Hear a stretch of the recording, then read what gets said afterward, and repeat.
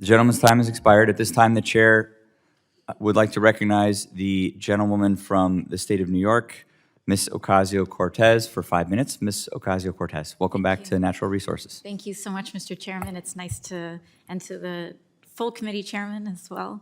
It's wonderful to be back. We're here today to discuss PROMESA, La Junta, and the Federal Oversight Management Board, which for years has imposed devastating budget cuts to healthcare, pensions, and education in Puerto Rico. But one of the things that we're seeing here and that we're hearing on both sides of this of the aisle is the idea of winding down PROMESA's operations, ending PROMESA. There's a right way to do this that does right by people, and there's a wrong way to do this that devastates working people. For years, we talked about winding down and ending PROMESA, and there was resistance to it, and now all of a sudden we're talking about a change in tune. However, I have some questions. Mr. Mujica, you are the executive director of FOMB, commonly known to Puerto Ricans as La Junta. Is it true that over the past 10 years, your organization has restructured nearly all of Puerto Rico's debt? Nearly all, with the exception of PREPA, yes. And with PREPA, that is the only significant remaining debt. According to your organization, how much debt should PREPA pay to its current bondholders? What our plan has it at $2.6 billion. $2.6 billion. And I understand that some of the bondholders disagree with this number, demanding to be paid $12 billion, correct? That is correct. And I just want to clarify, $2.6 billion for all creditors, which includes some for the bondholders. But yes, they're asking for $12 billion. Thank you. So we are talking about this differential. The Oversight Management Board independently has determined that that number is 2.6.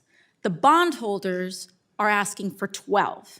Now, Mr. Mujica, I see here that one of the main Wall Street firms fighting for that 12 billion is Golden Tree Asset Management, correct? Which has come up throughout this hearing. Yes, that is correct. Now, I seek unanimous consent to enter into the record filing showing that 1 year after PREPA's bankruptcy, Golden Tree first announced its investment in PREPA.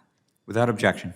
Now, 4.5 years after PREPA went bankrupt, Golden Tree tripled its investment in PREPA bonds, reaching $1 billion. That's after the bankruptcy. That is the definition of a vulture fund. This is an exploitation, a loophole, an unfair practice. And now these folks who knew that that debt was not viable, buying in after bankruptcy, are now demanding to be paid out $12 billion, attempting to wind down PROMESA's operations early so that they can be paid out at that $12 billion instead of the independently determined and negotiated $2.6 billion. And this is not a partisan thing. I'm sure Mr. Mujica can testify himself. He and I scrap about things all the time when it comes to services delivered to the island. And some would even argue that that $2.6 billion number is too high. But $12 billion is massive. It is 1/3 of Puerto Rico's entire annual budget. It is 10 times the size of Puerto Rico's university system.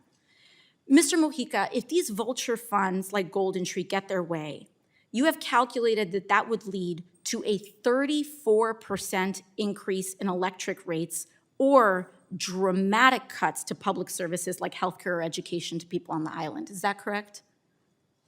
The increase in the rates would be over 30% because that is the 8-cent increase that would be required to fund that.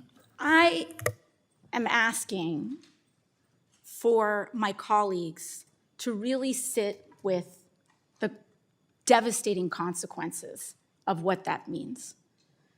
Puerto Rico, Detroit was brought up earlier. One of the reasons that this restructuring is different from Detroit is because Puerto Rico is a colony of the United States, and Detroit is not. Puerto Rico does not have a vote. We have representation with the resident commissioner. We do not have a vote in the House. They do not have votes in the Senate. every single Puerto Rican elected official in serving in the United States House of Representatives, sitting here right now, is telling you that this is going to decimate people. Kids are not able to go to the doctor as it is. People are hardly able to pay their electrical bills, which are already some of the highest in the country. They aren't able to keep their medicines refrigerated. Winding down Promesa's operations early and de facto bringing that to, it would be the governor then who would have the power to decide how much these Vulture funds receive. Is that correct, Mr. Mujica? The gentlewoman's time has expired.